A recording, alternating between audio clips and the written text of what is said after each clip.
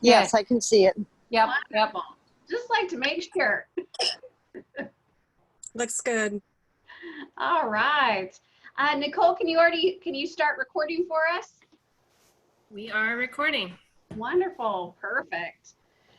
So I'm so excited to have you guys again for our virtual HBA meeting. My name is Sandy Murray. I am the president of our association, and on the line here you have Nicole and Shelly, as well as Joe Powers, who is our board of directors. And so we're really excited to host this again. Obviously, we would love to see each of you in person, but this does make it easy for us to come together at the moment. So I'm glad we can continue to do so. So today we have a packed agenda. As usual, I'm going to start off with a couple of announcements. We have Chari and James Elam here today, and they're going to talk about prepping for the winter and taking care of your hives. So we're so excited to have them with us today. Also, afterwards, don't dash off because we actually have some Q&A time for you guys today.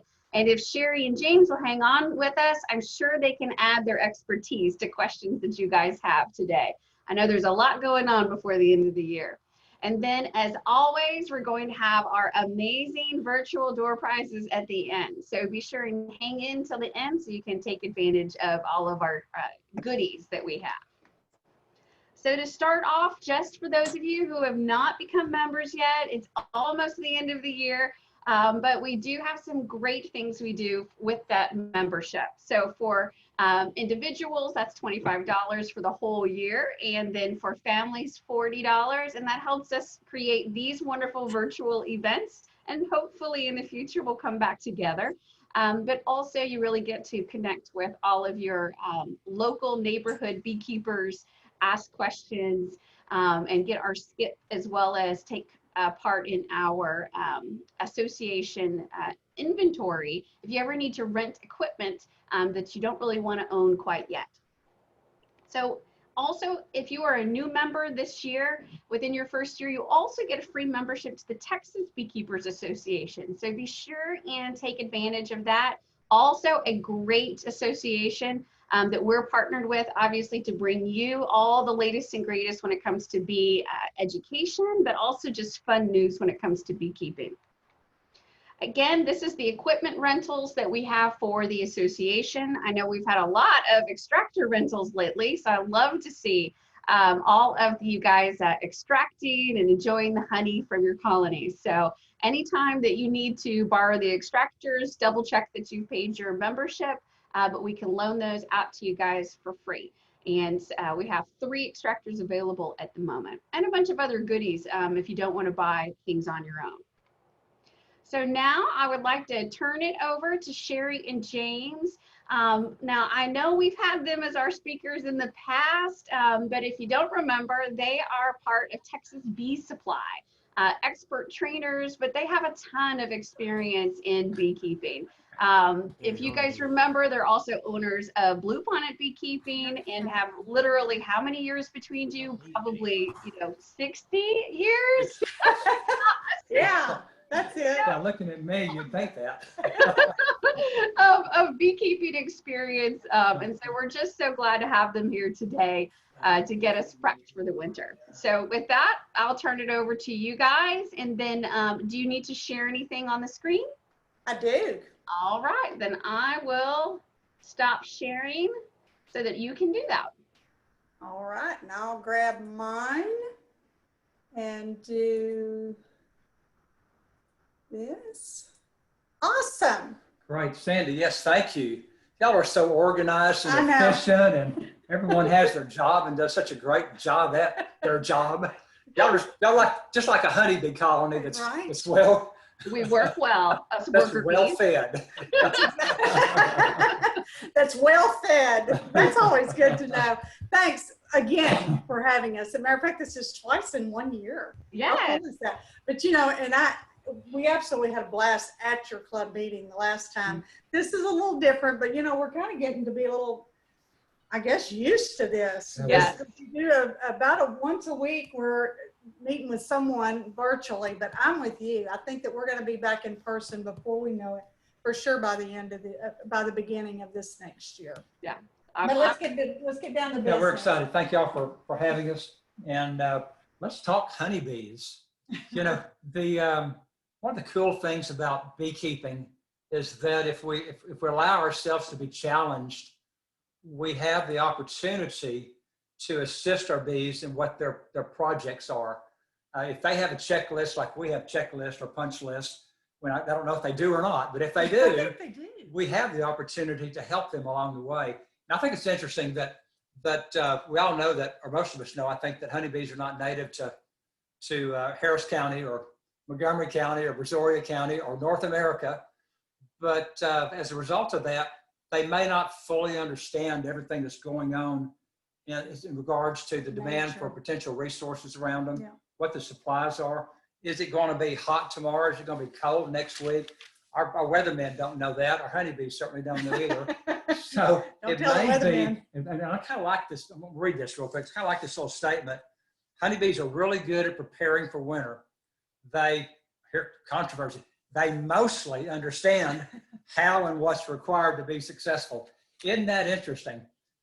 They do understand, but they don't know if we're getting rain in 2 weeks. They don't. To stimulate a fall nectar flow or pollen. You're right. They don't know if winter's going to hit on October 31st or November the 5th. Right. They typically use the Earth's rotation, the sun, the length of the day, and so forth. That's their barometer. That's how I know what's going on for what time of year. Right. That's right. That's right. So we do have an opportunity to intercede on their behalf, whether we're correct or incorrect with what our decisions are. Beekeeping is management, and the concept of helping our bees overwinter is really what preparing my colonies for winter is. How do we overwinter successfully so that we come out of winter with colonies that are strong, that have the ability to thrive come spring? And we know we've done a good job. They've understood what we're doing. We understand what they're doing. We're like simpatico. All right, let's start. Let's hit it. All right, we're going to have a couple of 3 objectives here, and then we'll delve off into them a little bit more, some of them. Objective 1, go into fall, not winter, but fall and winter with mite load low or 0.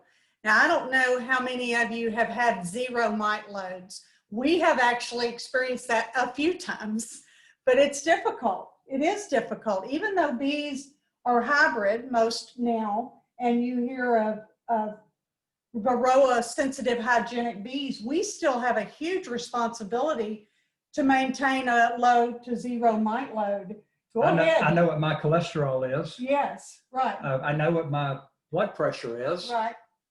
Some guys know what their testosterone is. I mean, you know, we can go on with numbers, but do we not? But how many of us don't know what our mite load is? That's right. Well, I think that the main thing that is getting comfortable doing that. Do you think That's testosterone? too much. That was too much. TMI. TMI. I'm going like this. No. So we have that responsibility. I think that probably y'all and every other club in Texas have heard that a time or two, that we've got to deal with varroa mites. Well, in order for us to overwinter successfully, that is the number 1 objective. And we put this Tools for Varroa Management icon there for a reason. We believe in this Honeybee Health Coalition like probably any other go-to group on the internet. It's logical, it's easy to read. There's something for everyone. Every level. Regardless of who you are as a beekeeper, whether you consider yourself 100% natural or whether you're okay with chemicals. It doesn't matter, because you can pick a spot for yourself. You can. Identify who you are and then follow that guideline. And in doing so, you can take objective 1 and go click, check. One thing they introduced this year is the Varroa decision tool. And it kind of, James and I chuckled when we saw this come out. Someone told us about it, but we had done a program, I guess 3 years ago, called the 3 Ps in Varroa Management. Do you remember that? And it was kind of the preemptive state to what they did very well. And they went much deeper into it than we did. But basically it was, okay, if I'm this person in beekeeping. If I'm a natural beekeeper, I don't want to put anything chemical in my hive, then this is one thing that I've got to, one box that I check here on. And then what time of year is it? What's my population? So forth and so on, temperature. And all of these things go plugged into this tool, and it gives you an answer of what you can use at the time to treat for varroa mites if your mite load is too high. So it really makes that daunting decision that, oh my gosh, there's so many things on the market. Just because so-and-so said hot guard, that doesn't mean it's for now, you know. Sharon and I both, I want to use the word hate, but we despise varroa classes. They're just, it's like, you know, how many times can you tell them to wash your feet or something? Oh my gosh, isn't it the truth? Varroa. But I know one thing, we talked earlier that our aphis bees are not native to North America. Our aphis, a Western honeybee, were not subject to varroa mites. They weren't. In the beginning of time, whenever that was. This is recent. They were not. So this is something new. They don't understand how to control it. A lot of efforts are being made to breed queens that help overcome it. And a lot of things are happening, but there's nothing wrong with us knowing what the blood pressure of our bees are in regards to varroa. That's right. If we do, then we can circumvent the greatest potential problem for overwintering. Because if we have a mite load that's out of control, you will not overwinter those bees. You won't. And it will not happen. That's right. And you are entering, we collectively, all of us are entering the last opportunity to do something about it to overwinter with that load of 0. And this is kind of how we'll wrap this slide up. Learn how to do a varroa test. Don't just treat because somebody said treat. It's that time of year. Go in the varroa management guide by honeybeehealthcoalition.org.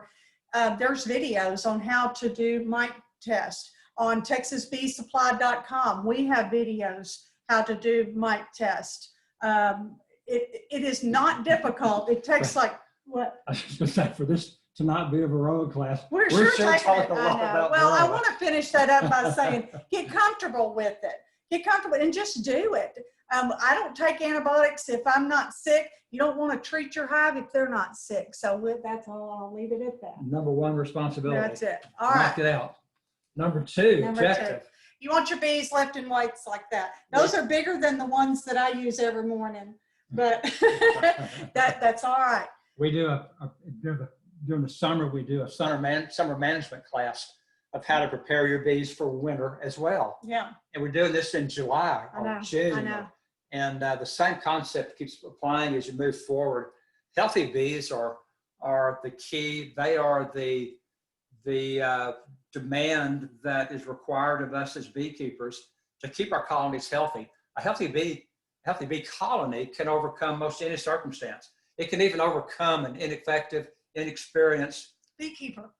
2-day-old beekeeper. It really can. And that's saying a lot. Boy, I'm gonna tell you what, if y'all watched any of our videos, you know that we've made a mistake or two, but that is true. No truer words. Healthy bees, and it's not that difficult. Once you can attain a regimen that keeps healthy bees, you truly can overcome most anything. But that statement right there, we've got that there for a reason. The bees in your colony in November are the bees that are going to be raising your brood in spring. Well, gosh, wait a minute. I thought that my bees only live 6 weeks. Well, yeah, in the spring and summer, but in the winter, you got long living bees, or you hope to have long living bees. You want these bees to be the ones that are coming out of spring, being able to still lift away and do that job that you need to be done come springtime. You know, that's a topic, healthy bees and the bees that we're raising now will be our bees for spring.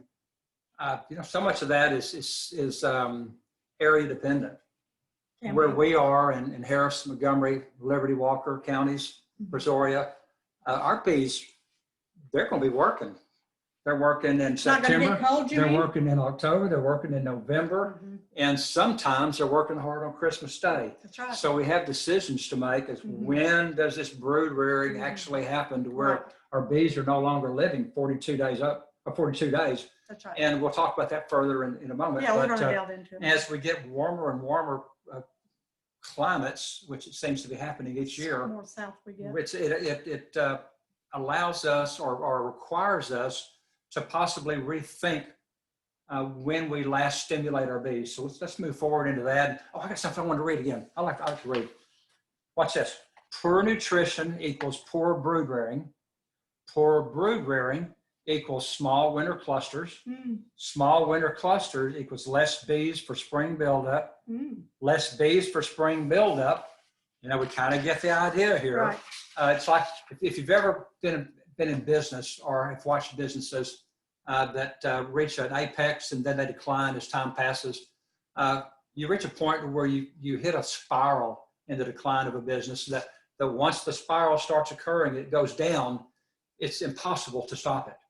Once it happens, it's impossible to stop. So our objective is to not reach that point. Right. We want to stay at that apex, stay at that plateau, and then manage it as we come down. So we want to objectively monitor, stimulate when necessary, and control our populations. And I think the reason that James is saying that is because, you know, and we are, and we're going to get into nutrition in more detail a little further on, but we are still feeding buildup, hive building techniques. And we're going to talk about that again in a minute. But we want to know, we want to challenge you as beekeepers, wherever you are in it, to make sure that you're building at the right time of year and you're not putting yourself or your bees in danger. And when I say danger, I mean danger of swarming. And swarming in November is not a good thing. Wouldn't that be something to have a November swarm? That'd be a problem because there's no drones for, even if the mother queen were to leave an egg that could become a queen, there's nobody for her to mate. So we really have to. Well, here's one. How do you get a drone in November? I don't know. A queenless colony. Oh, right? that's true. That's true. That would have tricked question. That was nearly, it tricked me. You pretty much have to mate within your own colony. Yeah, we don't want anyway, that. We tried. We did. So moving on, but we just want to leave it here that healthy bees truly are the basic all year long, really. But knowing when to feed and when to enhance that brood nest is a key. So let's move on. So objective 3, create the best possible living conditions for your bees. Are you ready for this? Box to bee ratio. What is that? Okay, blow my mind for a second. That's think about it. That's like that emoji where you just go. Yeah, where it blows the top. Box to bee ratio. So really, I think the 2 pictures that we have up here kind of depict what we're talking about. So the bottom box has a ton of bees kind of spilling out the front. The top box doesn't have many bees visible at all, really. What we're meaning is that if that were the bottom box, so let's say that's in spring, the bee to box ratio is a little underscaled there. That needs another box, doesn't it?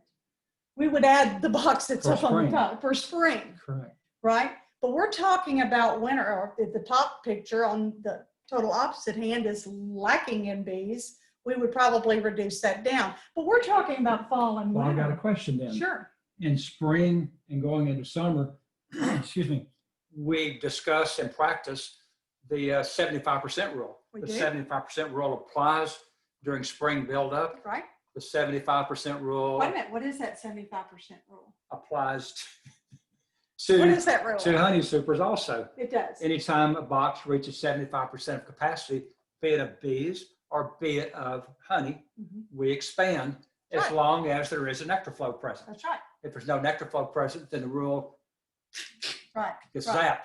Well, can that same concept be applied in the fall In the when our reverse. bee populations are falling? And I say in the fall, maybe we're saying in the winter. Right. But in the last quarter of the year, does there come a point in time to where there is a bee to box ratio percentage like 75% that's significant to us? You know, excuse me, a small colony of bees that moves into an oak tree that has a 20-foot tall cavity made a poor decision moving into that oak tree because they can't control the temperature of that cavity. If we extracted our honey during say July, and we put our box out on top of a double deep and now we're sitting on top of 3 deeps going into winter, and we go, well, let's just say we're going to have a really good fall nectar flow and pollen flow, which we'll talk about again in a minute. But we don't go out and check. We just leave our bees alone. We don't manage them. To this phase. And we carry those 3 boxes forward in October.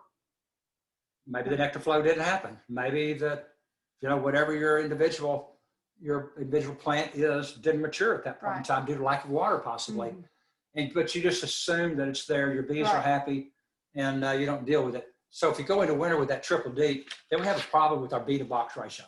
So where we're getting at this is that you need your bees to fit the box, or the box to fit the bees. Like tennis shoes. Yeah, we really don't at this point. First of all, we're not on population increase. We might be building our bees just a little bit right now, trying to ramp up our winter population, our winter bees. That's fine, but we're not going to have a population explosion. So if you're seeing that top photo there in your bees, you need to dig deeper. And when we're on the next slide, we're going to talk about that. But I just want to drill it home. That's too much space to overwinter. They're not going to be able to protect that. They're not going to be able to warm that. And all of a sudden, you're going to have chill brood. You're going to have bees that maybe just leave because they don't like the space allotment that you've left for them. So fit your box to your bees. When bees just leave, is that a swarm? No. No. When bees just leave, does that mean the beekeeper could have done something potentially to keep them there? Of course it does. Sure it does. Of course it does. Our boxes need to be dry. Bees require dry living conditions. They do. If it's not dry, then we get mold, we get mildew, we get water dripping. It's just nasty. Our bees can't deal with that. They can't remove that water. You know, we've got duct tape on our box, a few of our boxes. We're guilty. Every once in a while, boxes start to degrade at the wrong time when you don't get a chance to get out there and change them out. But what he said on the last of that slide, that's true. You need good boxes. You need good boxes going into winter, or get really creative with that duct tape. Now this slide is really good. This framework, this picture. How many frames of bees constitute a strong colony? Well, Is this time sensitive? Well, yeah, it's what it says. In January, there's a number. In November, there's a number. And let's go back. I want to explain it. Close to where we are now. I guess we're going to say November, maybe? We're in September, so we're somewhere between the 14 and the 12. We're in the decline. But let me explain this. So basically what it said, in January, whether you're a single deep or a double deep, you're going to see 5+ frames of honey. I won't say that's a double deep, because if you're a single deep, you're not going to have 5 frames. A bees. If you see that, that constitutes a strong colony. It does. For the beginning months of January. Right. March, 8+ frames of bees means you've got a good strong colony. May, 14+. That's absolutely true. When you've got a double deep in May and you've got that 7 boxes in the bottom, 7 frames in the bottom, 7 up top, that's all day long in the nice booming spring colony. And then November. So let's look at what happens between November and January. We went from 12 down to 5. And 5 is still considered strong. That's in right. January. So that's not a bad thing. It's just not. The winter It's months. Normal. The winter months demand that our bee populations be lower just by virtue of nature. And that if we were to try to go into December with 12+ frames of brood, we couldn't keep up with the honey demands. No way. Just couldn't happen. We couldn't keep our bees fed. There's no way that you could. The bullet point over here is saying, consider combining and reducing colonies that are half that strength. This is your time to do that. When we do our beginning beekeeper course, it's an all-day event. I bet we repeat that probably in the year of a beekeeper. I bet we repeat that like 6 times in 6 different months. This is an ingrain it in your head bullet point. Anytime you have a colony that is not strong, combine it with another colony and either wait for it to be strong again and do a split to regain those numbers. But keeping a weak colony is you're always going to have a weak colony. If you go into winter with a weak colony, you'll come out of winter with a weak colony, and you will not have a good spring buildup. You'll most likely lose it during that time of starvation. So the key there is that so many beekeepers play games with numbers of colonies. I You know, win. I got the most colonies. I have most win, or I've got the most honey, or I got the. Right. It doesn't matter how many colonies you have. You know who wins? Who has the healthiest bees? Exactly right. So our goal is to control the best of our ability how strong our colonies are going into winter, so that when we see that natural decline from that strong 12 down to 5 2 months later, that our colonies don't collapse on top of us because they are healthy. They have proper nutrition. They've got the proper honey storage. Our varroa is under control, and we're kind of summarizing. And it's not time to summarize yet, but that's what it's saying. Right. Well, and another thing, if we pull back that frame, the slide that we just saw, if we're down in January, we've only got 5 frames of bees, and we think that's a good, strong colony, but you've got 2 deeps. Where did that space go? Yes, you can adjust your space in January on a nice warm day. You darn sure can. So don't think that just because it's the dead of winter that you can't, because guess where we live? I don't have to tell you.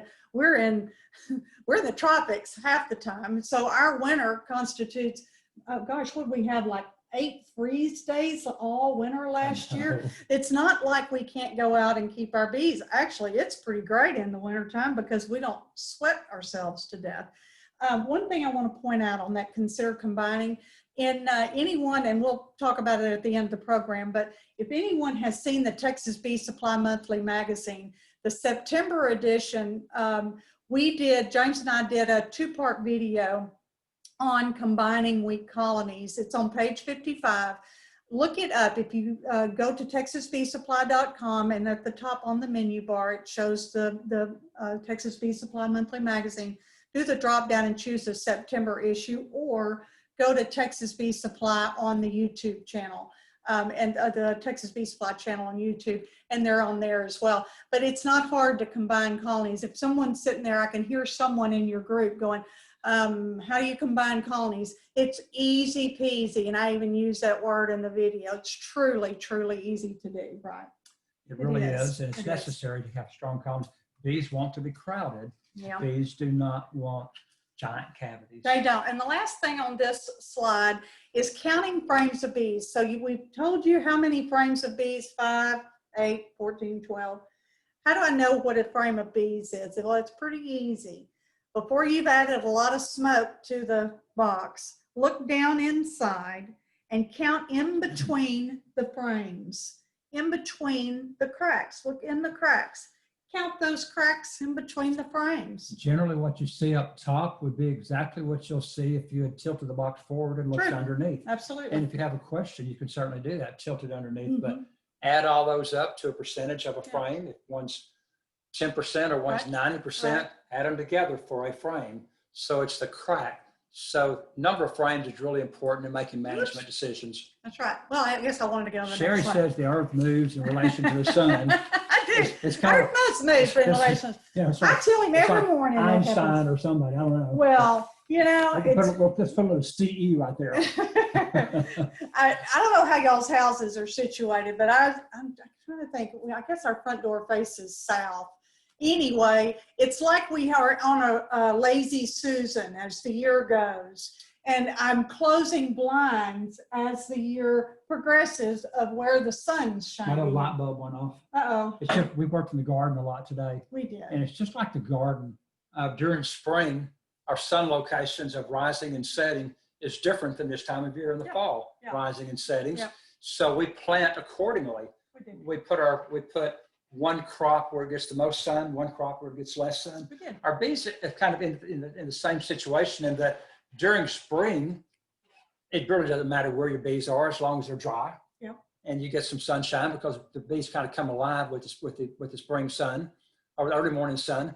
But when we get into summer, it does matter a lot. You know, we have some friends who actually put beach umbrellas over their bees in the summer to try to keep them a little bit cooler when they're just blowing out of the boxes. They have no help. And rather than move the colony, they just give them some shade. But, you know, just the opposite of that happens when we go to fall to winter. And fall to winter, if our bees are not getting some of that sunshine to help warm them up, then they're not going to go forage. You're not going to be able to expand that population. We want to absorb that sun rather than repel that sun like we did with the umbrella. That's right. And he's exactly right. James is exactly right. Bees go to life. I shouldn't have said that. It's going to go to his head. That's that emoji that goes Oh, goodness. I'm going to pay the price for that one. He is somewhat right.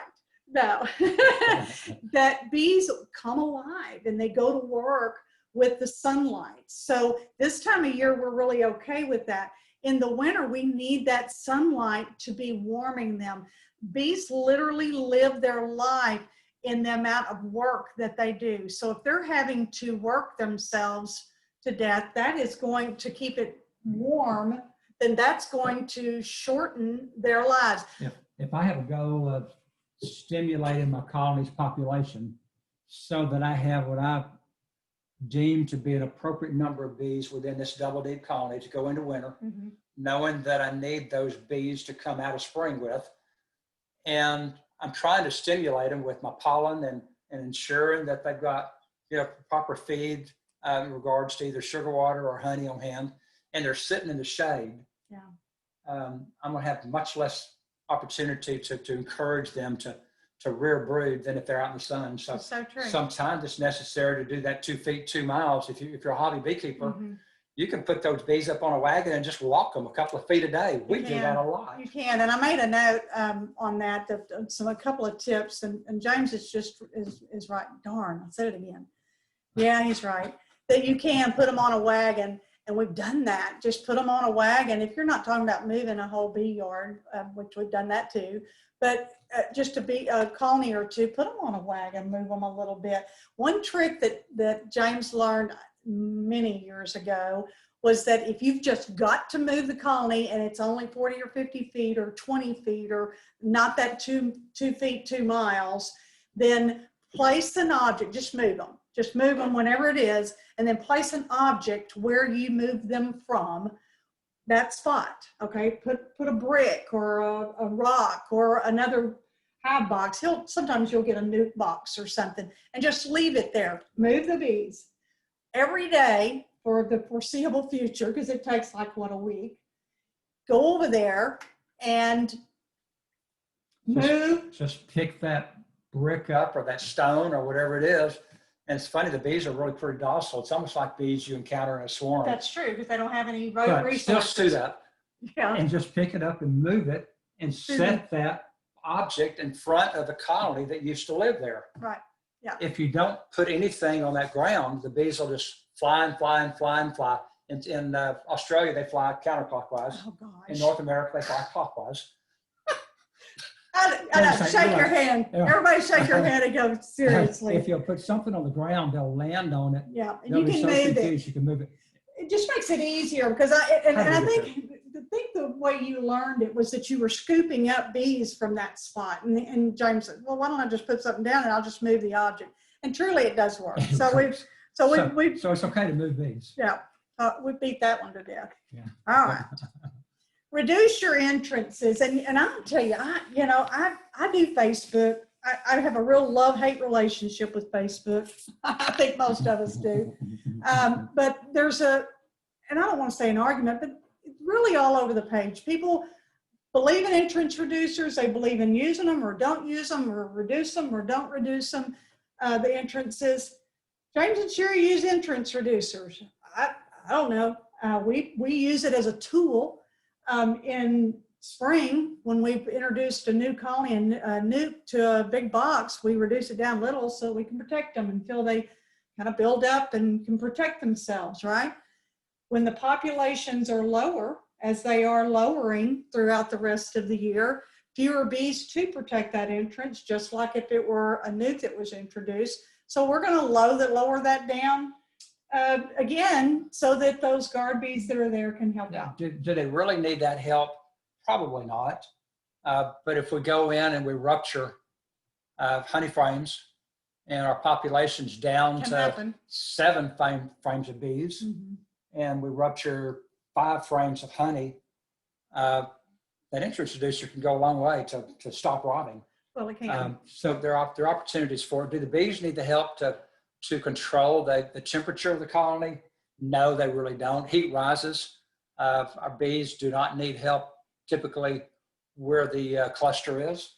If you want to use an open screen bottom board, then what's the point of putting an entrance reducer on to control the That's the true. flow of air? So the only purpose of the entrance reducer is to help protect the lower population during the time period where our bees are subject to Robbie. being robbed out. That's Correct. right.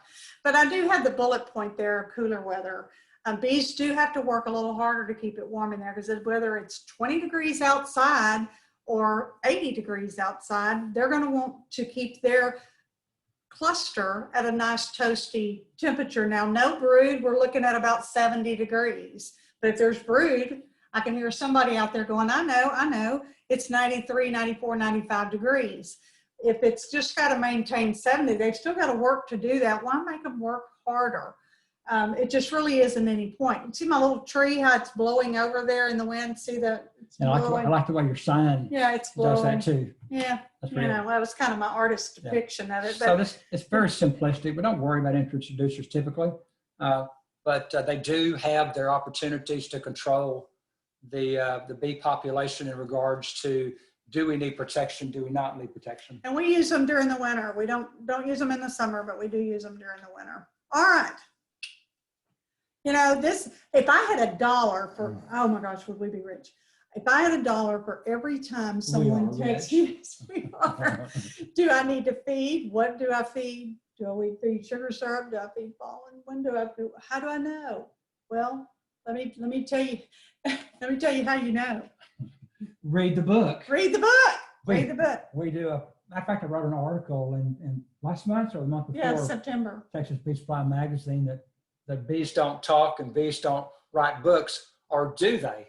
Yes, And I, Did y'all matter read of that? fact, the second It was segment really of good. that comes up in this edition, it does. comes It up does. this coming month. That was a shameless plug. It it's okay, but it's still the was. truth. It was. Bees do write books. I did. If we open our colony and look inside, look at the story that's being told. That's true. We've got the words on the page, which are the letters on the page, which are the bees and the individual cells and Mhm. the pollen storage and all this on our frames. The individual frames themselves are the pages of the book. We can go, the outer cover is the binder of the book. Anyway, it's a book just waiting for us to discover and read. And when we get to the end, we go, which is it? It's up to us. But all right. Shameless plug. Shameless. All right. That's the article anyway. It is. Check it out. If your colony is light going into September, and we mean light as in honey stores. So nectar, you may see some, and we'll talk about it in a second on the next slide of what you might be seeing blooming right now. But light, in other words, you really want to have that 30 to 40 pounds of honey stored. So feed heavy syrup right now going into September and for the rest of the year if you need to. It's more the viscosity of honey. They've got a lot less processing they need to do to get it stored in those cells and make it That's an honey. interesting point. Why would I want to use 2-to-1 as opposed to Mhm. 1-to-1? Thicker. I mean, sugar is sugar, but if we have too much moisture there, our bees have to evaporate that moisture. And it costs So there's work. less, and what does that do? Evaporation of moisture expends energy. It does. Energy is created by carbohydrates, which is honey.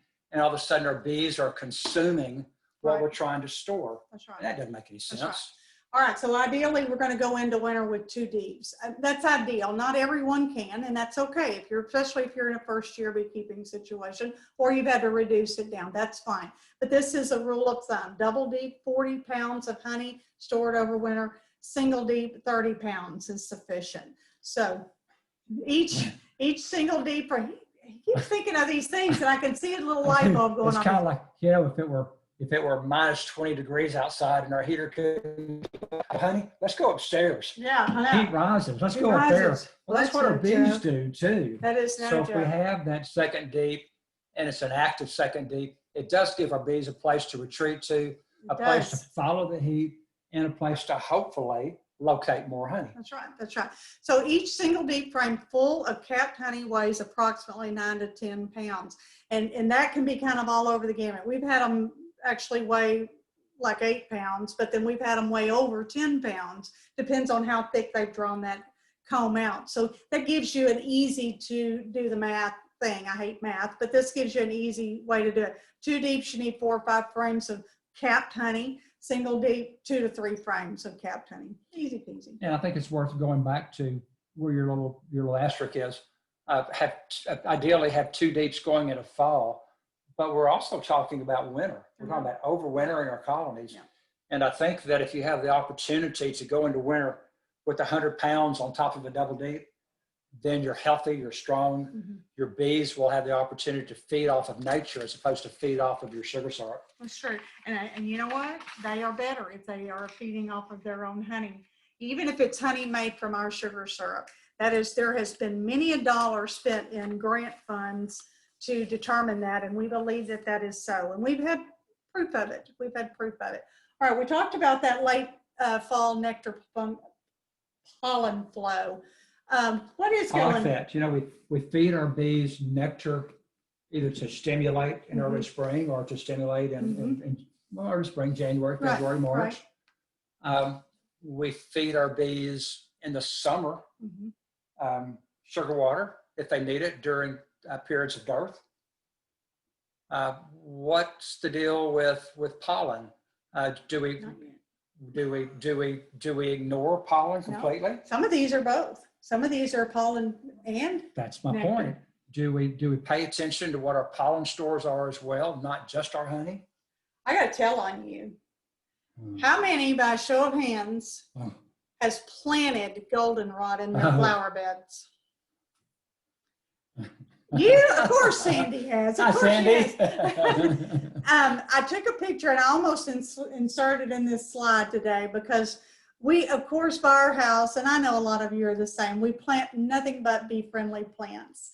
And when I saw him pulling up goldenrod from the side of the road and pulling those root balls to bring them here and plant them in our flower beds, I thought, no way. But you know, it's beautiful in there and it's all starting to bloom out. We've got some and beautiful among the salvia. Salvia blooms until the cows come home. But these are 3, I digress, but I think it's kind of cool to see goldenrod blooming in your own yard. Well, we have a great opportunity for a fall nectar flow. We do. So and it's right now. It is. In areas that are getting sufficient rain, and I think everyone in our area probably is.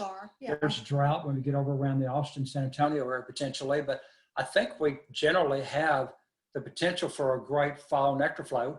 And in doing so, we'll have a combination of pollen flow as well. Okay, let me read these and we're probably taking too long. All right, this will help postpone feeding in some cases, and it really does. People don't like snow on the prairie honey, so just for those that don't know, that's a thing. We don't think that you can, just because these are nectar producing plants that we're seeing right now, it's not something we go put a super on for us as honey. These are not typically plants that we would think taste good. We do want to ensure that if our bees are bringing that nectar back, they have a place to put it. Yeah. It's just not for our extraction. Exactly. So it can be a super. Sure, but not for you. Not for us to extract from. And know the weight of your colony is crucial. This is all year, really. We didn't invent this, but we say it all the time. Do the tilt test. Put your hive tool underneath the bottom board of your colony and lift up all year long, getting a feel for what your colony weighs at different junctures throughout the year. What's it feel when it's totally packed full of honey? What's it feel when it's not? When we've got brood's lightweight, y'all. If it's really, really light, it's got maybe just has a lot of brood in it. Honey's what's the heavy part. We once had a colony of bees that was the meanest colony of bees that God ever made. Certain it was. They were impossible to work. Yep. But you know, it's always been said, or one of the old wives' tale is that the hotter the colony is, the more honey they produce. Well, this colony debunked that theory. They were so mean we couldn't even walk up to them without them cheering us up. Anyway, I snuck around through the woods and came up from behind them, and I was going to do a tilt test and put my hive tool underneath it to pry up on it and see if they were making any honey or not. And when I put my hive tool under it, the box moved instead of prying up. So what did that say? There was nothing in there. No honey. They were like you would typically picture a colony of bees in Africa being truly Africanized, not storing honey, but only doing honey for today, living for today. That's right. But the tilt test has its purpose, whether you've got lots of honey or not. it's funny that we have the ability, our minds have the ability to remember from one point to another, heavy, not heavy, or light, or not heavy. There's a measurer in here. That's right. It's a weight measurer. I in here. strayed again. Yeah. Single deep in good shape is going to weigh about 65 to 70 pounds. Do the math. If you got a double deep, what that can weigh, you know, good, busy time of year, a lot of honey in there. It could be 140, 150 pounds easily. All right. What about pollen? How I've been do I trying to know? get the pollen I all know. evening. I know. Just been trying. It's all right. I'm going to quote this because this is Randy Oliver quoting this, and I'm sure a lot of you have seen this already, but it's rule of thumb. The best indicator of protein status is how much jelly the nurse bees are feeding to the young larvae. Larvae fed generously with jelly are called wet brood. And that picture, that slide picture, is a beautiful picture of nice, wet, moist brood. It is. Pick out either one, any of these. That's going to grow up to be a happy girl. It is. It is. On the flip side, we'll talk in a minute about dry brood. When if that baby girl lives dry brood, she doesn't have that royal jelly. Yeah. She's going to grow up to be, I'm going to say, unhappy. That's right. because And that takes it to the next slide. Her lifespan is going to be greatly reduced. She probably will not end up being a great forager. She Right. won't be a good tender of the eggs and larvae. Right. So much can go wrong if we don't have good, strong royal jelly. I'm glad you said that because that's exactly what happens. And that's what he's quoting, Randy Oliver's quoting here, is that they truly will cut back the amount of royal jelly. The bees, your worker bees, if they are starved for pollen, will cut back on what they're feeding the larvae in order to self-sustain that in themselves, to have that longevity bee that they need to be throughout winter. That can be played out in the practice of most beekeepers who've been keeping bees for 5, 6, 8, 10 years, where you've worked towards a gentle stimulation of the colonies, trying to do some basic fall buildup without creating too many bees. You kind of ignore them to some degree because not a lot's happening in the fall. There's some management opportunities, but not a tremendous amount. And you go out and you open your colonies up and you've got 3, 4, 5 frames of either capped larvae or capped brood or open larvae.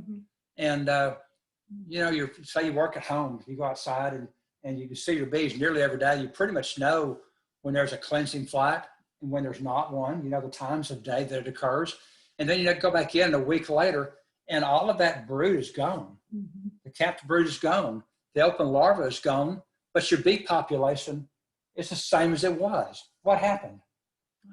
What happened is they consumed them. They did. They recycled. They did. They needed more pollen. I mean, not pollen. They needed more protein. They did. And maybe all we had to do was, Interesting. we were in there the last time, was observe, Right. you know, gosh, is nature holding back on the amount of pollen that my bees are able to collect at the moment? Do I need to supplement? That's right. And truly that dry brood is a good barometer of that. When you see nice moist brood, which you most often will, that you just recognize it as looking nice and healthy. But that dry brood, nothing for that pharyngeal gland, not emitting that royal jelly for them, those worker bees to put down in there for that queen to lay that egg on, that's a big deal. So this is your barometer. This is what's going to tell you I need to feed pollen. You know, it's interesting that when that queen drops that egg, she goes, my job's done. Right. The rest of it's up to y'all. Yeah. I can't provide you with honey. I can't provide you with pollen. I can't make bee bread for you. Yeah. My job is to lay eggs when you have a prepared cell for me. Right. I can't lay eggs if you don't have a prepared cell. Yeah. She And I won't. don't want to lay it in a cell that's dry, but I will. Yes, you will. If That's you right. prepare it for me, I will. Well, let's don't force her to do that. Let's keep our bees, young larvae, healthy and strong and Right. well fed. Right. Here's a picture of stored pollen, and we're going to, next slide's going to talk about your various choices of what pollen comes in. But stored pollen is nice to see, is it not? And this time of year, you're going to want to see at least some. It's kind of a barometer of what your brood is doing, really. If that pollen band is reducing around your kind of somewhat their brood nest right now, you might consider supplementing some pollen.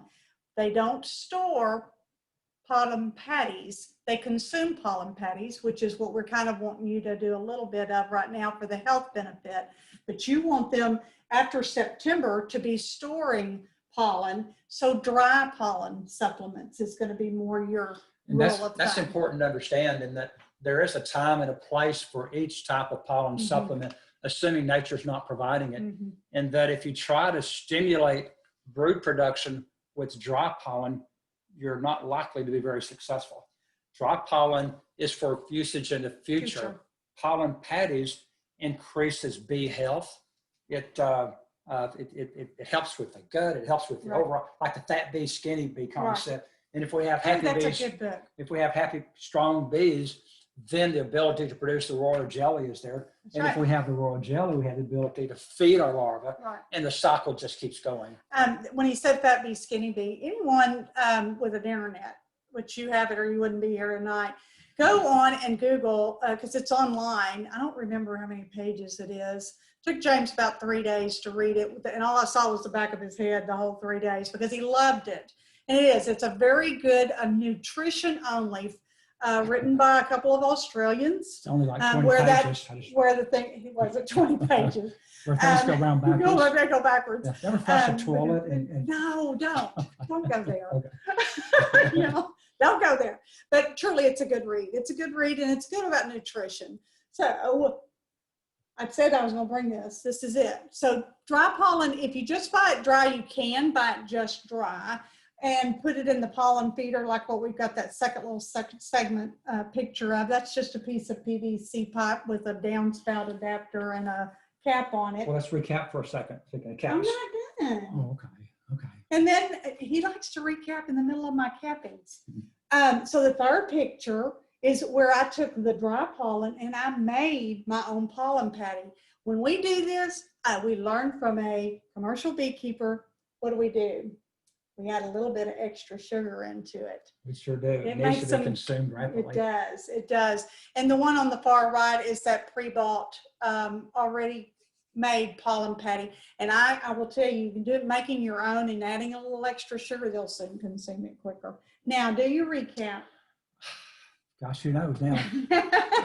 One thing about dry pollen, if the bees don't want it, they will not take it. That is true. Dry pollen does not stimulate brood production during the time of the year when pollen is available. That's right. That's right.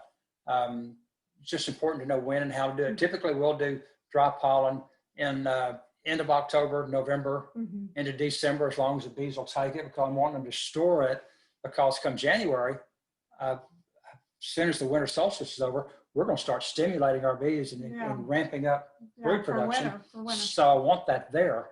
Another reason, and you had said it the other day to someone, I said it's busy work. And then keep it close by your colonies. On those warm days in the winter, gives them something to go do and bring it back. It keeps them busy. You want to kind of give them a little busy work. It's really okay to do that. Part It's of really our, okay I to do mentioned that. our summer program earlier. One of the things we discussed in that is to give your bees something to do during the summer dearth. And you can actually encourage them to draw a comb during the summer dearth, even though they're not going to lay in it. Trickle feeding. By trickle feeding. It's a whole different concept of feeding, because we're not only trickle feeding sugar, we're trickle feeding pollen as well. Right. But it's an interesting program. It is. All right, last slide, y'all. Well, almost next to the last slide. Discussion points, and we'll hit these fairly quickly. Ventilation, bottom board, screen inner covers, spacers in the top.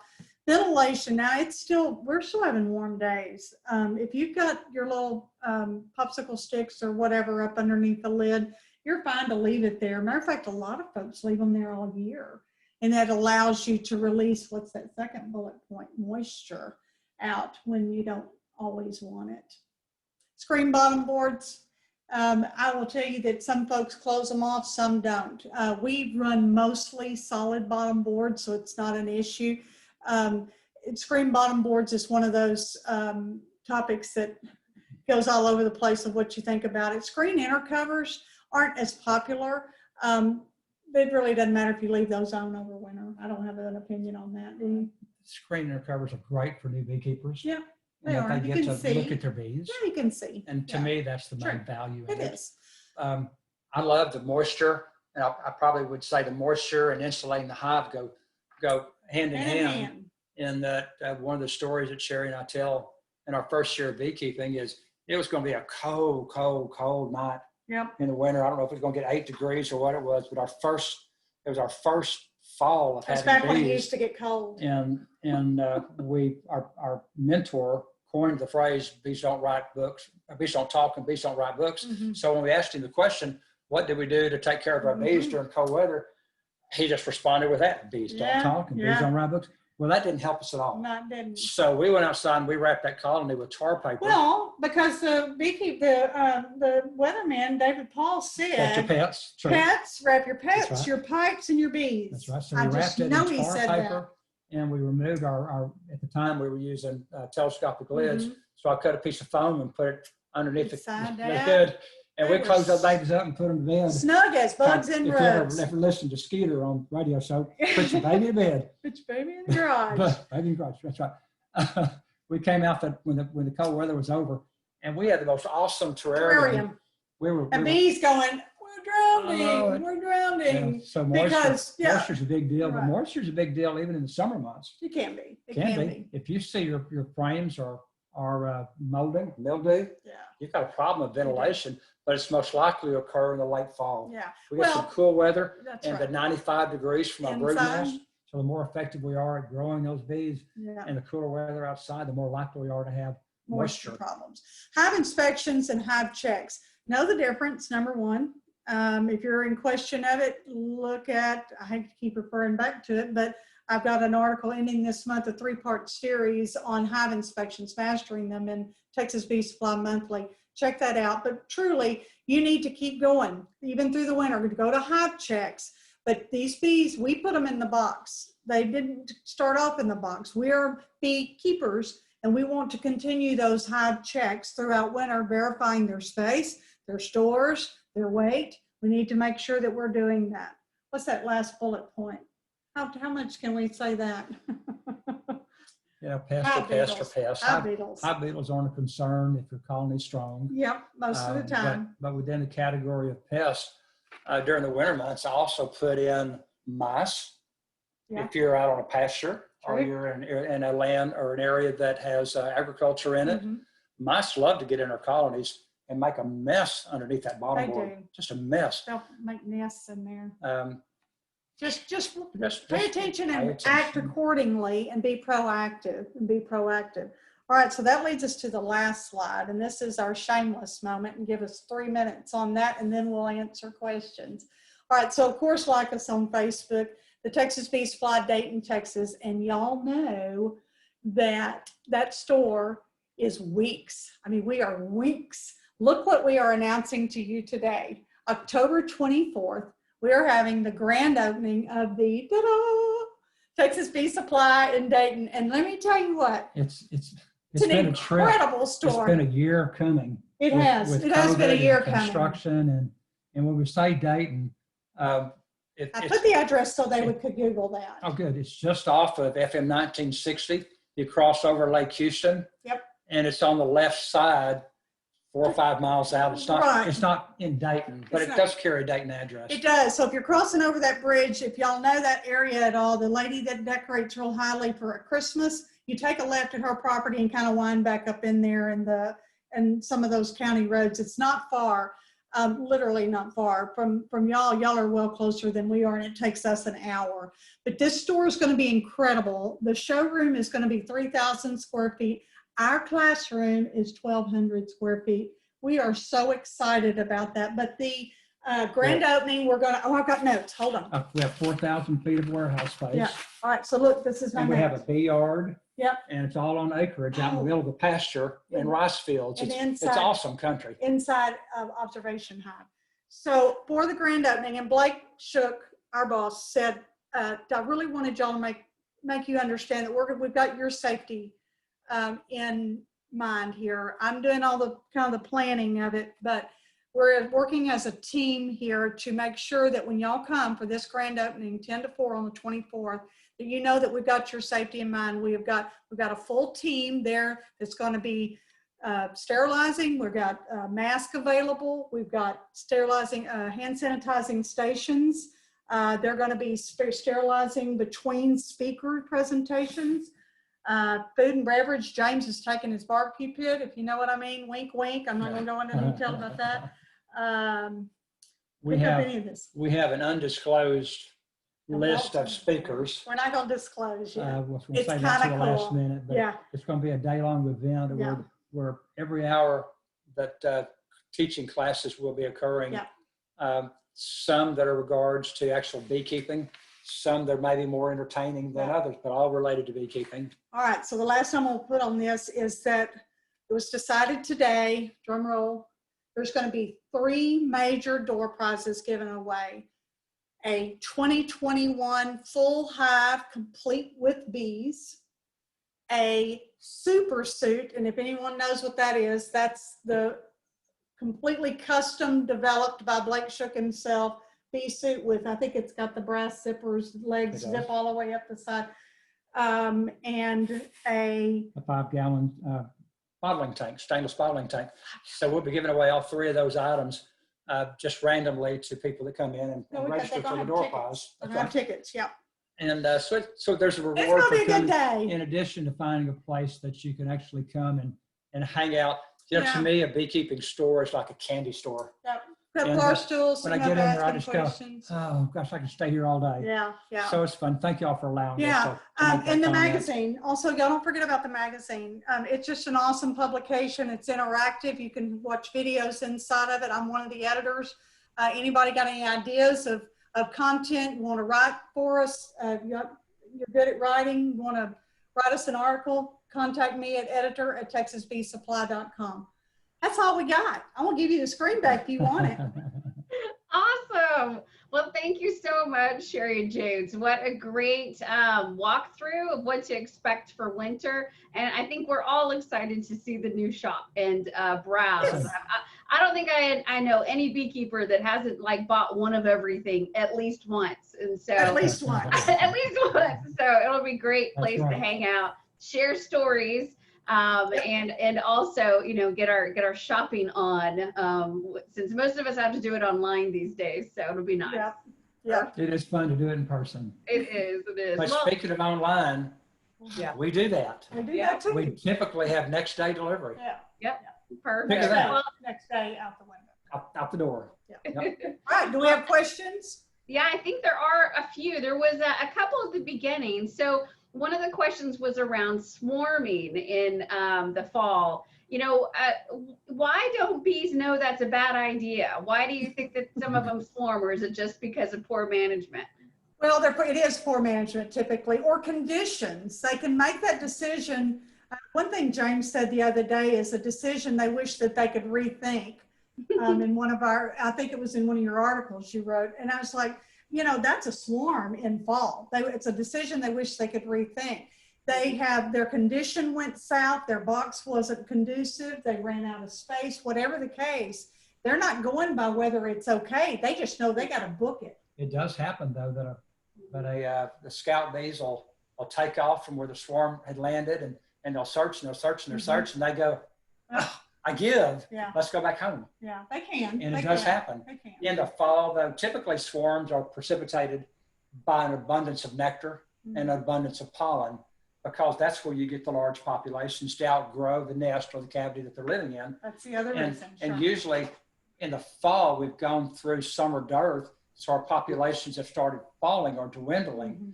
So it's less likely to incur a swarm during the summer. When someone tells me they have a swarm, I'm always suspicious if it's not really just some bees that are absconding or some bees that have lost their home in a tree or something. And but it makes you want to look a little bit deeper, because the true reasons for swarm are lack of space. Mhm. And if you're going through population decline, that really should not Shouldn't occur. be. But That's you right. know, Be conditions. Not all bees are created equal. That's right. Not all forage is created Mhm. equal. Yeah. Not all weather conditions are equal. Mhm. So what happens in my yard can be 100% Yeah. opposite of what happens in Sandy's yard. That's right. Yeah. Thank you for that. Yeah, you just, you know, and plus they're natural animals too, right? So, They are. you know, That's right. sometimes they don't follow the rules. They didn't read that book, did They they? didn't read the book. Like on So, the first of the program, where I said honeybees are really good at preparing for winter. They mostly understand how and what's required to successfully on the Mostly. winter. Mostly, Mostly. because nature is unpredictable. That's right. Yeah. Absolutely. Well, Right, you next. mentioned pollen patties. Do you have a good recipe of creating those at home? Well, no, not really. We just take whatever the, no. We use the Ultra B Ultra rather big. than something. Yeah, and the formula that's on the container, I guess the rule of thumb is just increase that sugar syrup some. Or sugar. And it's just sugar. Sure. Just make it where they cannot stand it and they want to consume it really quick. And we didn't really say why, but it's because of small hive beetles. You know that, Sandy. And but we didn't make note of that. It's because small hive beetles, and we put some on at some of our bees over at the new store, and within just a few days there was hive beetle larvae in there. And it's, you know, that's when you go, doggone. We were visiting with Chris Moore of Moore Honey Farms over in Coons years ago. And he was describing to us how he feeds his pollen for stimulating his bees prior to going to almonds. Right. And So that's January. he basically utilized a Ultra B mixture that he supplemented with lots of additional sugar, and he used some DFM related products for bee gut and such. And he said, then I just go outside. I've got it mixed up with this vat. I go outside and I get a shovel, take the outer cover off, and I drop a shovel load right on top of the box. Shove the Use the lid to smash it down. Shove it in. shove it through, and he said they're good to go. Instead, I load them up. But you know, I will tell you that the bottom line on that is that his bees are incredibly healthy. Okay. And he's got probably double the amount of a lot of beekeepers. So they're consuming that really quickly. But that is a funny story. But Jess, you're correct in asking that question. That's valid in that while you can just take the basic manufactured just add pollen sugar. products or substitutes and add some additional sugar to it, or you can get creative and come up with your own little concoction. Yeah. But shoveling's kind of tough. Yeah, don't do that. But yeah, just add a little more, you know, a pinch more. Yeah. Pinch. One of the other questions, which I know you talked a little bit about this, but you know, how much of the population, I guess, slows down as they get closer to fall and winter? You know, is there a normal percentage that the colony will lose, or, you know, is our standard rule of thumb? Well, it's all based upon a ratio of where did you begin with to know where you're going to end up. If we look at our bees and know from egg to emergence, 21, and then from emergence, we've got another 42 days. So if we look at our population inside our colony, You mean forager. for forager, right? So we can anticipate what our population is going to be in 6 weeks. So what that ratio is pretty much up to the individual beekeeper. And where did you start versus where do you want to end? Do you have a shortage of honey and you don't want to feed all year? Then maybe that decision might be different, what my population needs to be, as opposed to if I'm going into winter with 100 pounds of honey. Well, I think what you mean is there is, regardless of the size of the colony, is there a standard? It's going to reduce by 25%. Is that what your question Yeah, was? it's more like that. Yeah. Yeah. So it doesn't matter if I'm a single deep. Do I expect 25% to decline by the end of fall? I mean, the end of winter. I expect that you're probably looking at about a 25 to 30%. Remember decline. our chart that showed frames of brood by month? November was 12 and January was 5. Yeah. So somewhere in there's a time sequence where we go, pow, we plummet. That was less than, that's about 50%. And that's temperature dependent. Yeah. Yeah. You know, I think that I would love to see a study that was conducive to everything and to everyone. But, you know, we pull in articles just like you do and the rest of the folks here, and we read, but so much of those articles will disagree with each other. Yeah. That it might say 16% here or 42% there. We just try to hit a middle of the road. That graph you're referring to is true. I saw a question there about how long does dry pollen last? Oh. If dry pollen, you'll notice not all dry pollen, like bees, not all dry pollen is created equal, but Most dry pollen comes in a plastic bucket with a lid that actually snaps on, which is really, really important because pollen, if we say goes bad, may not be the answer, but pollen that's not fresh loses its attractiveness to the bees. Mhm. So it needs to be sealed off really tight. Yeah. There are some products on the market that come in bags, Mhm. and it's difficult to keep those fresh. Yeah. Mhm. But if you want to buy a 5-year supply, don't do that. Yeah. He took one of your questions because he saw Oh, it pop okay. pop I did. in. It's All right. perfect. It's perfect. Not every now. Well, and the other one that came in, which is a great question, if you have multiple brood boxes, do you flip those at the end of the year, or when would you rearrange that? That would be spring. We wouldn't, that is huge. I'm so glad y'all asked that question. Reversing brood boxes it's not rocket science, but it can sure get somebody in trouble. We'll only do this if most of the bees have moved up to that second deep come February, March, something along that line. But if you've still got that brood and it's still kind of equalized between, don't do that. What have you done to that football? You've changed that football where it's end to end, and you've really and truly messed things up.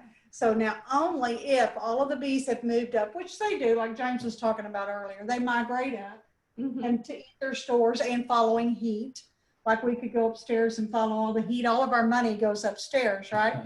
That's exactly what's happening to them. And So they're eating box reversals are restricted primarily to spring. yeah, February, And March. the goal April. in that is if you do not do so, then you're going to spin off a swarm really fast because bees don't move down, Typically they move down. up. That's right. Cluster of colonies, bees move up. That's right. Warrays, they move down. And everybody, all in configuration. And we Yeah. ought to do a Warray hive class someday. We should. It's kind of fun. It is.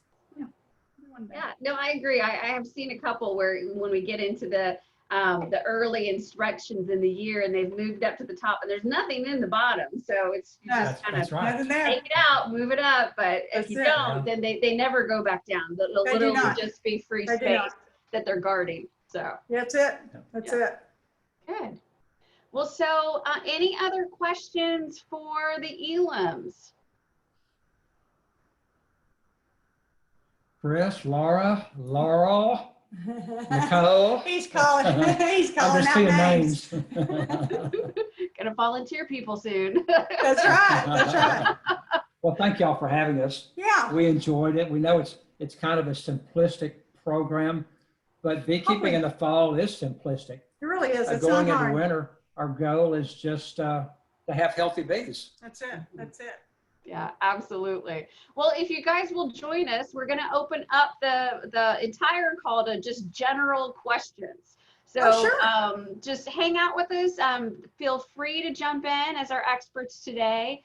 And those of you on the phone, you're welcome to unmute yourself if you have a question, or go ahead and use the chat feature, which is a little easier sometimes, and ask any question you have, anything about beekeeping or anything, kind of about beekeeping, I guess.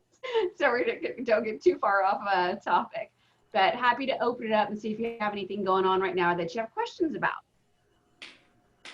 So I had a really bad summer with mites. Has that been everyone else's experience, or am I just unlucky this year? Anyone? What do you think, guys? We had just a normal year with Yeah. mites. We did. We did we have planned a minimum of 3 mite checks per year. Right. And if we followed those and didn't have a particular problem, we find that when one of the main difficulties that some people encounter with heavy mite loads that they can't seem to get a grip on is where they're coming from. We Yeah. knocked them down and they're coming back. Are you area feeding by chance? I'm not doing any feeding. They're Okay. still going to Herman Park. Oh. No. They're still going to the zoo. So there's mites in Herman Park. I didn't know The that. zoo must have a mite exhibit. They may. They may. What James was referring to, and that was a good point, is that area feeding, mites jump. They're sporadic mites that, if I'm feeding alongside James and I've got I know. mites on me, they're going to jump from me onto him. So area feeding is one of the major culprits of that. It could be just your queen needs to be crowned. I would suggest requeening that hive, because there is something to varroa sensitive hygienic queens in those colonies. They will lose that trait as they age, and as queens age, you know, they're the way that they mate, it's not necessarily first sperm in, last sperm out. It kind of, as they age, it kind of shakes up in there, and we don't know who the baby daddy is. I mean, I don't want y'all to think I'm overrun. It's just, this is my first year, and I just am like, wow, this What is was your count? What was your count? Do you remember? 6 or more? More than 6? Yes, it was more than 6. Yeah. And I've heat treated twice, but we don't know if we did I don't know if I did the first one right, and so we're heat treating again next week. Okay. On the double deep, I'm sorry. Go ahead. Go ahead. On the double deeps, the mighty mites, what you're talking about, the heat treatment, it's difficult to achieve that 107 in that top box. I can tell you. Well, I mean, it was like 100 degrees outside when we were doing it. I can't believe it went 107 in the But hive. the heat, and the other thing is it drives the bees to the outside of the box, Right. so you're not getting the phoretic bees. Did you actually Phoretic remove? mites. Do you have a Well, double I did tape them up. I mean, Are you double deeps or single deeps? single. Single. Okay. Oh, okay. All right. We I live in Montrose. I'm not commercial. You don't have to be commercial. That would be some people have good results with heat treatments. Yeah. Others do not. yeah. maybe And again, it wasn't like out of this world bad. It's just one of those things. I lay in bed at night going, oh, my poor girls. Yeah. I would go in and test again by the end of September and verify what your mite loads are. And, you know, maybe you need to introduce something else you feel comfortable with. You know, and one of the interesting things, regardless of how we try to control our mites, our initial treatment is not the end all be all. It's not. And that we treat with whatever that method is, and then you have to test again to see if you're successful or not. That's right. So it may be you're just not being successful with your The treatment. first one. That's right. Yeah. Test, treat, and retest. I think that's probably what we're falling on Yeah, to. probably. Hope that helps. Great feedback. Okay now. The next question that came up in the chat box was from Ray Hill, and his question is, there's a lot of hype over overwintering nukes. Is that a good thing? Hard. Well, you know, the advantage to overwintering nukes is that if you've got a queen that's capable of maintaining a colony over winter, then it's going to most likely going to be a strong colony coming into spring. Overwinter nukes make for quick, strong spring colonies. Whether it's a big deal in our area, I question. It's a huge deal when you get up in New Hampshire or Minnesota or somewhere. But I think in Southeast Texas, that it's probably not a big issue. Nukes are difficult to manage. And the reason they are is because you're constantly playing the space game. You're constantly playing the space game. One thing James was hugely successful on, it was a great traveling show before shows stopped traveling, was double nuke system. Mike Palmer is made famous by it. Brother Adams invented it, but that double nuke system was basically raising bees in nukes in a double formation, and those overwintered great. And that was what their I guess inception was for. I see that the question actually went a little bit further. Only a couple of frames. Is this good? That has become fairly Oh, let's talk popular. about that narrow one. And the The narrow one. Last thing that we want to do is criticize other beekeepers. Yeah, We personally do not believe that 2 frames of bees is a nuke. is appropriate. That's We on- think that somebody gets cut short. yeah. Either the potentially the larvae are not being fed well enough. Mhm. There's not potentially enough foragers. There's not. We think there's lots of room for error for the inexperienced or hobbyist beekeeper to do it. It's a high maintenance way to do it. And I think springtime, it can be great. They throw them in there and you got those two nukes, you let a frame of bees emerge, and then you're going to instantly, you're going to have to boom that thing into another box a little bigger. But no way I'd overwinter them in two frames. No way. No, yeah, I wouldn't either. Right, next. Next. Next. Too much work. All right. Well, Sheila had a question. And Sheila, while you're on the phone, I will let you actually share it if you can, because I'm not quite following it. It sounds like you used formic acid, but it killed your queens. Are you there?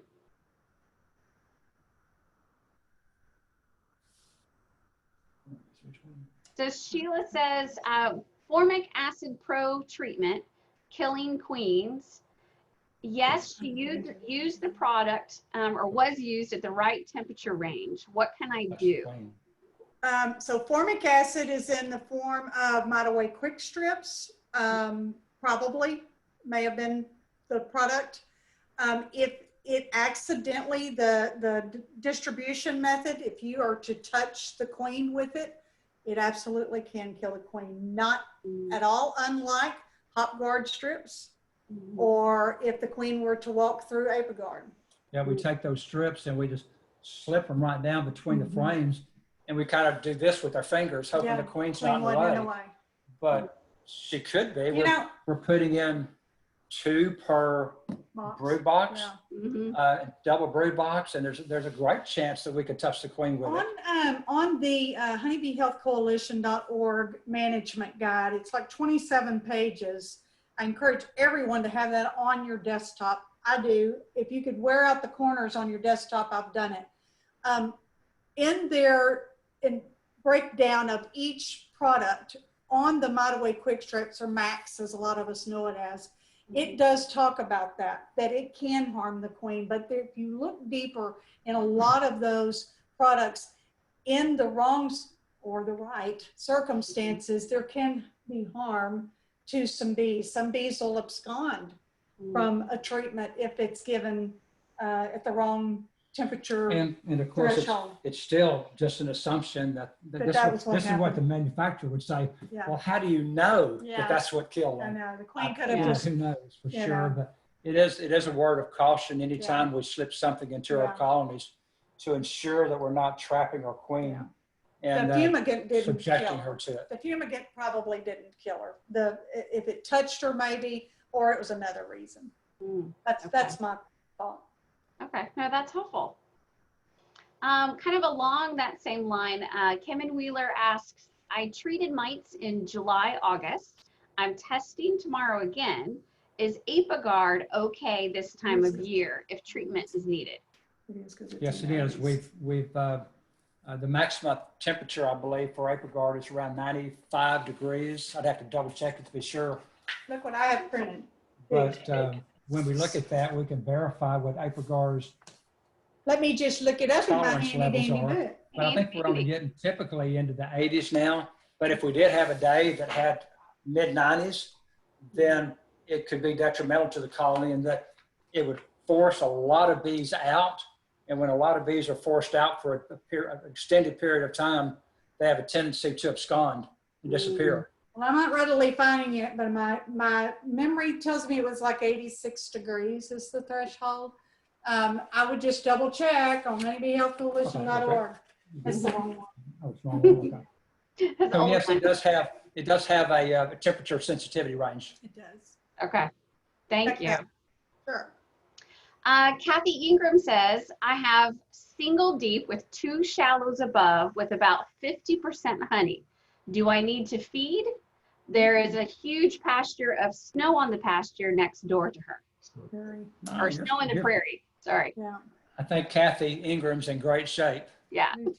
Now, if, you know, I wouldn't plan to extract that if there were some left, if they do go ahead and cap it off, you just so that it's just for bees, because snow on the prairie really will. I think that Stan Gore did I love Stan Gore's little memes that he does on Facebook. I think he did one that had a sweat sock beside the thing that apparently that Snow on the prairie makes it smell like stinky sauce. It does. Oh. So we'll go with that. We're gonna say no But she's okay. She doesn't need to feed. for that You're right. specific question. No, you don't need No, to she feed. doesn't need to feed. You might want to keep an eye on how much honey you're keeping above your bees Mhm, on that single deep. mhm, That's a fair amount of honey to have up above them. mhm. And just make sure that your bees are, especially if you start doing some manipulations, if you were to jump in and start playing with some pollen or something to Mhm. stimulate some brood production, Mhm. then it could be that your bees run out of space. So be careful with that with that single deep. And too, if it's 50% honey, what's the other 50%? Is it empty frames? If it is, I'd put it all of them in one shallow and just leave one on there. I don't know anything about 5 queens in a hive. Somebody, there's a question here. It says, Wow. I've had 5 queens in my hive this year. Yeah. Raise your hand. Where's Kelsey? Kelsey, How did you have 5 queens? the last 2, I've bred queens, made queen cells, and swarmed 1 to 2 weeks after being mated. Any ideas what's going on? you've had at different times, you've had a total of 5 this year? Yeah. So we, my hives back in April started making queen cells. We monitored it for a while and with my mentor and sorry, I have a really tiny kitten that's very loud right now. Sorry. Like a tiger? So we ended up eventually doing a split in, let's see, it was June. We split them in June. We did a manual split. 2 weeks after that, approximately, took a look at the split. That queen was failing pretty badly. She hadn't let anything, and we monitored her, and she kept trying to lay. Finally decided to recombine the split. Approximately a month or 2 weeks later type of thing, I went in. The new queen that I installed in the original hive after the split had not made any eggs in that last 2 weeks to a month, not at all. So I was getting pretty low. I pulled some eggs from my secondary hive to help booster the populations, and installed a new queen about the same week. So purchased a queen and installed it. That new queen that I installed did not survive. I don't know what happened, but they didn't like her. I bet I know what happened. We know. Yeah. The queen, so they did take the eggs, obviously, and they made a new queen from the eggs that I had installed. I think I'm on number 4 queen. So that queen got mated, did lay eggs, saw the queen, saw the eggs. We thought, yay, we're doing great. A week later to less than 2 weeks, checked the hive again, just to make sure she was still laying. Queen cells, fully capped and uncapped queen cells, and the hive was at 50%.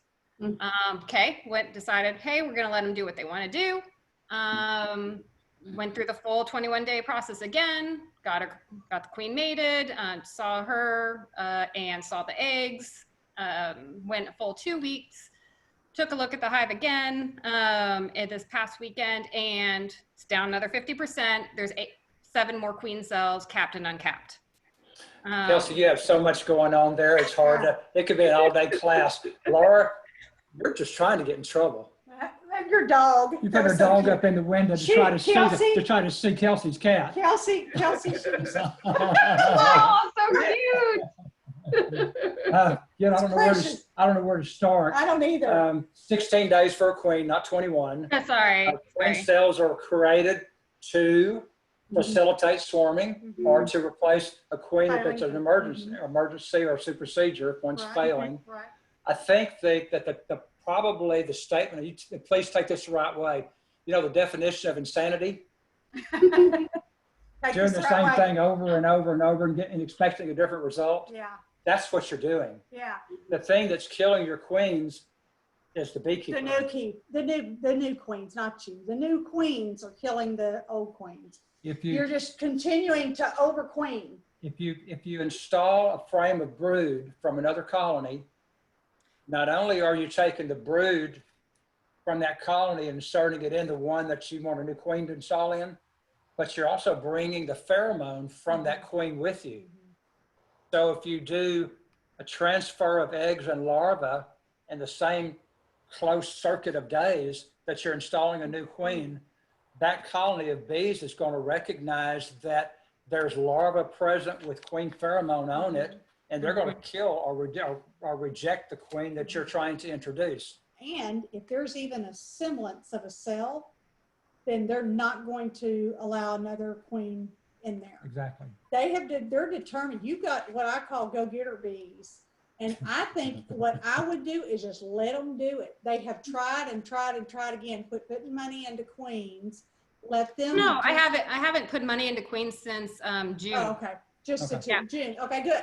Yeah. Well, then, I don't know why they. Just the idea though that Anytime you want to boost the population of your colony prior to I wonder if she's putting a getting new queen damaged. in, back off of that, take the opportunity to install the queen, then boost the population. I thought of something here. Yeah, but I Thinking in haven't. her head for something. So I haven't installed a queen since the end of June. These are all hive bred queens. Okay. These last 3 have been hive bred queens. Okay. Okay, One okay. thing you can do, and that James has done many, many times, we've done many, many times, is only install a brood frame with no open larvae. Only capped brood. That is pending emergence. Yeah, and this time I haven't done any additions. The last queen left it jam packed with brood and eggs and larvae. Like, so I'm not doing anything right now, but just wondered if there's, I'm wondering if she's getting damaged. There's not a real answer to Yeah. it that we could do from here, but we can probably end it with the comment that beekeepers kill more queens than Than the bees do. bees kill queens. Yeah, it could be she's getting damaged somehow. Really watch what you're doing each time and make sure that that's not the case. So. okay. Nicole just gave us one of I those know. little looks. You could be in a bad drone area or maybe continual pesticide exposure. Okay. Okay, Okay. I'll get that. Well, it's certainly possible that you have poorly mated queens, if indeed they mated. That's good, Cyrus. I didn't That's think true. about that. But there's that many queens. There's like 4,000 potential answers to where your Man, you problems are. win. You win. I'm not sure what you won, but you won something. Thank you. Sure. That's all I see. All right. Oh, here's a good question. Is there any good control for roaches in hive tops? I don't know. I gotta I hear want to this. throw that. I want to throw that back at you. I found roaches in our chicken feed today, so Yeah, I don't know that one either. there's always roaches in the top. I don't think I've ever figured out a way to get, I rid think of them. you They got just it. like those little Moisture. faces. Moisture. What are those big? What do you call those big things? German roaches. Isn't that what you call them? The flying ones are the worst. Yeah. Ugh.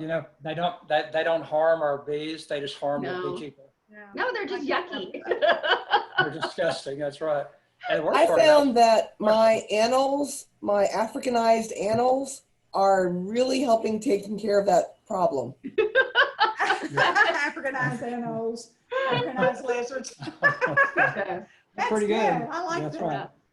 I have Very good. seen on top bars, it can be a real problem, right? They Yeah, get on we've had top of that. the bars.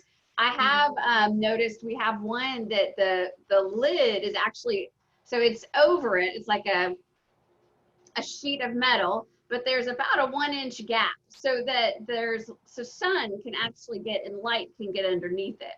So if you have a top bar, you might think about the roof you have, right? If you leave enough space and it gets sunlight, the roaches won't stay there because they don't like the light. So I have done that as a top bar solution, but I've not figured, they get in all kinds of places in the boxes. So They're persistent. they are. Okay, let's see. Let's take one more here. Chris Ward says, I'm seeing hive beetles in my hive, so I use beetle traps in the top and dryer sheets in the bottom. I've sprinkled diatomaceous earth around the hive. Is there anything else I can do? A strong colony is your best defense against small hive beetles. If you need to trap them, there are beetle gels and beetle what's that one called? Blaster. Blaster. And they are very effective, the oil traps. Mm-hmm. The ground, the diatomaceous earth, you know, work it in the soil, should be helpful. There's nematodes. There was an article in the September issue about small hive beetles that was really good by Nanette Davis. Y'all probably know her. She's local to Montgomery County. It's a good article. You ought to read that, Chris, and see if that might help you. She had some pretty good tips in that. Now, you might also consider moving the dryer sheets to the top box rather than on top of the brood nest. Yeah. Rather than on the bottom board. And put them in the corners. Because the small hive beetles like to circulate around the brood nest itself. Yeah. So spread them out on top of that, and I think you'll find it helps catch a lot. And the traps do a very good job. And if you want to change bottom boards, there are bottom boards out there that have oil trays in the bottom, which work well. But the strongest, the best thing we could recommend to you is a strong colony of bees. And lizards. My hive's doing pretty well. It's just you can take a lizard, put it on the string. Chris is talking. What, Chris? my hive's doing pretty well. There's lots of bees everywhere. It's just I'm seeing them when I go into the hive. I'm seeing them in the traps, and I'm seeing them on the dryer sheets, and I'm just trying to keep a handle on it before they start messing up the brood in the frames. Do you have them, the colonies, is it on good dry land? It's not damp, moist land? It's on a concrete slab. It's on a concrete slab. Wow. Wow. Makes you wonder, well, they're flying in at night. If you've ever stood out there at your hive at dusk, it's like little helicopters and you're in the way. I mean, that has totally happened to us when we were messing with a swarm that we had installed, long story. But anyway, standing out there at dusk, and all of a sudden there's just things flying all around our faces. Just like mosquitoes, there were so many of them. I mean, they're coming in at night. So they do come in every night. You may be reloading every night. Yeah, there's not a lot you can do other than try to trap them and do what you're doing. Do you have screen bottom board, Chris? Do you have screen bottom board, Chris? Yes. I'm gonna tell you, I'm a proponent of a solid bottom board. I'd put a solid bottom board on there. Hive beetles can get through that wire. Yeah, hive beetles do pass through number 8. Okay. I don't know that I've ever seen them fly underneath and crawl up. But people have said that. That's the only reason I said but that's a fault. Anybody else got anything on that? Yeah, I think, you know, the idea behind the screen bottom board is so things can also fall out, right? So that, and so it's still wide enough for them to come up underneath. Also, I would also say if it's a really strong colony, you know, keep up with the treatments, but I have seen many colonies that are, you know, they do amazingly well and they are never at 0, you know, hive beetle count. You know, there's always some in there, but they don't seem to mind at all. It doesn't seem to hurt them in the least. That's true. You know, a high population of hive beetles, I guess, is relative to the colony itself. And that I may have one colony where I go out and we pop the outer cover, and I may see 20 on the bottom side of it. And then I may pop it on one and it has 5, but the one with 5 I might be more concerned about than the 20 because of the health and population and the status of that particular box. That's true. But in general, our bees can handle them as long as our colonies are not stressed. Stress is the primary ingredient to the loss of a colony from small hive beetles. And that if they're not stressed, your bees can handle it. If they are stressed, then the larvae can start crawling around, and then we're in trouble. Yeah. Great advice. I haven't seen any beetle larvae. I've just seen the beetles. Yeah, they're just coming to see you every night. That's right. Well, you know, so funny. Our bees work 24 hours a day to try to corral those small hive beetles, and then we go in as a beekeeper and crack that lid, and they go running like roaches. Yeah, and the bees have to be going, "What the heck? You know, leave me alone." You might be breaking the mite jails when you go in, so just be aware. That's right. Or yes, beetle gel, sorry. All Thank you. right. Well, Thank you, Chris. And thank you, Sherry and James. That was a full list of questions, and thank you guys so much for sharing and asking questions today. If you have more after this, please feel free to post them to our Facebook page or email us so that we can share those with the group and get answers to you. Also, new thing that I forgot to mention is we actually have a YouTube channel for Houston Beekeepers Association. So all of the recordings that you have, or all the meetings that we've had virtually have been recorded and are posted to our new YouTube channel. So check them out there. It's super easy to get to. Just put in Houston Beekeepers Association. So we're getting really techie around here for you guys. Yes, you are. That is impressive. All right, so next up, one of the best parts of our meeting is at the end where we have our virtual door prizes, and we have quite a few today to pick from. Thanks to Sherry and James, we actually have 2 gift certificates to Texas Bee Supply for $25. So big thanks to them. You can go on the grand opening and even go to some training seminars as well. So that should be fun. And then we have a water bottle that has our HBA logo on it. Actually, one of our members made it. And so that is up for grabs today. And third, we have a Man Lake Bee Journal. So one of those field guides where you can actually take notes on your numbers while you're out in the field. So with that, I'm going to turn it over to Nicole. Nicole, who's our lucky winner? Let's see. I do want to first thank Dusty Davis for making the HBA water bottle. His business, Lone Star Promo Products, makes all kinds of things. So check it out. It's lonestarpp.net. Awesome. All right. So, yes, thank you, Dusty. All right. Well, my first 2 people left.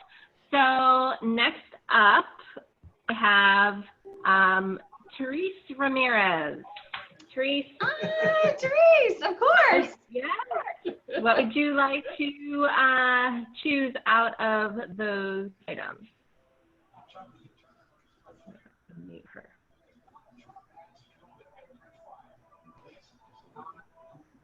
Oh, are you there? Therese. There she goes. Here. Oh, Choose the gift card. Got it. All right. Next up is Kimberly Meyer. Cool. Awesome. What was the gift card to? Who was the gift card to? It's to Texas Bee Supply. Oh, well, perfect. Actually, I'll take that then. All right. Awesome. Thank you. After that, we have Trey Schofield. Really? Really? Wow, I won last time too. I know. Lucky. I know, it's crazy. I would love that beautiful water bottle made by the Lone Star Products guy. Lone Star Promo Products. It's awesome. It's insulated. It has our logo. It's great. Thank you so much. Sure, we'll make sure you get that. I am lucky. You are. Let's see here. Did I lose my last person? No, I didn't. Kamen Wheeler is my final winner. Kamen will be winning the inspection journal.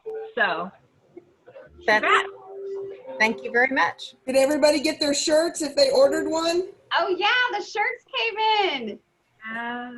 I got 2. I got 3. And I got some for you guys too. So note is that in future meetings, we will be raffling off t-shirts. So you I'm not sharing mine. to get a t-shirt.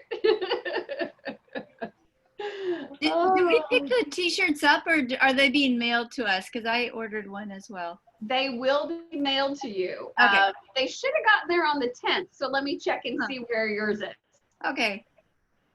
Perfect. All right. Well, so thank you all so much for coming together. Big round of applause for Sherry and James. You're welcome. We had a great time, y'all. Thank you, Thanks. yeah. We enjoyed it. Can't wait to be in the shop.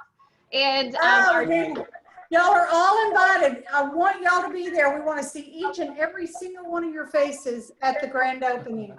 we will be there with our masks on. That's right. Or we'll give you one. Sounds good. Our next meeting Thanks, is going to be October 20th.